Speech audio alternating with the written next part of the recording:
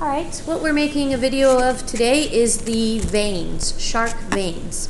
So again, I have a slice here of the tail, the caudal tail of the shark. I'm pulling it down.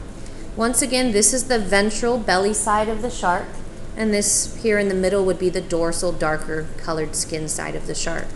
And again, there's this cartilage pattern here, and the major blood vessels are flowing in the center of it. And so if you look here, there are two holes. And the hole that is right here, the first hole, which is closest to the ventral side, is the caudal vein, which is where blood flow comes back from the tail towards the heart. Then if we open up the heart itself, the shark itself, sorry, if we open it up, you'll see that there's this big blue vein that's been injected on the side wall of the shark.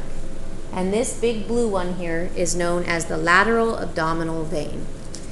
Then, if we pull all the organs to the side, right here, dead center, it's going to look just kind of white and shimmery, but these should technically be stained yellow, which means vein.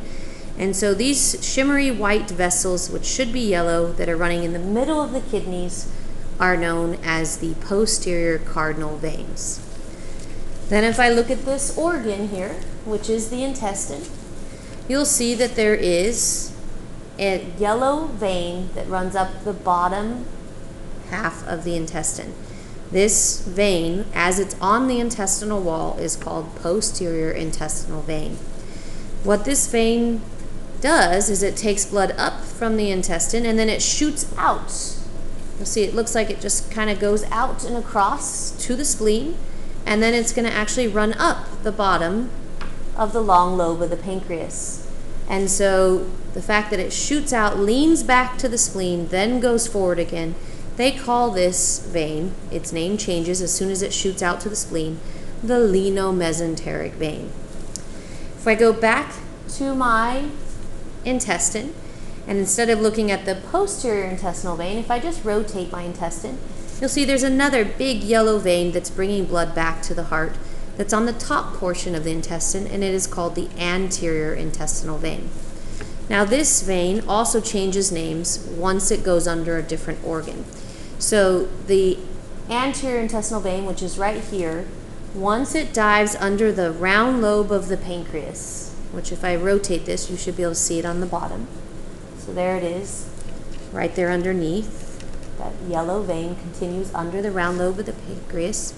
And as soon as it dives under the pancreas and then comes out right here at the top of this junction of the intestine and the stomach, it is now known as the pancreatico-mesenteric vein.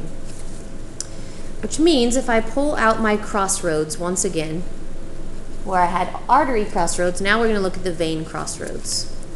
And there's quite a few that merge. So once again we have, let me see if I can twist this to show it a little bit better.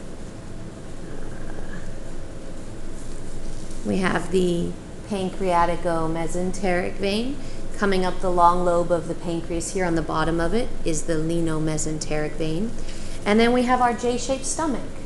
And the J-shaped stomach again has these yellow ones that are coming off the body wall of the stomach, and these are called the gastric veins. All three of these will unite into, let me rotate my shark here, into this one big yellow one right here that's actually going to the liver. And this is called the hepatic portal vein. Once it goes into the liver, if I rotate the liver over and upside down, you can actually see that there's a yellow vein in the liver itself. And this is called the hepatic vein. And all this blood flow is flowing back to the heart in order to pool into this chamber when I pick up the ventricle. And it looks like a white triangular pouch. And this pouch is where all the blood will pool before entering the heart, and it's known as the sinus venosus. And I believe I covered them all.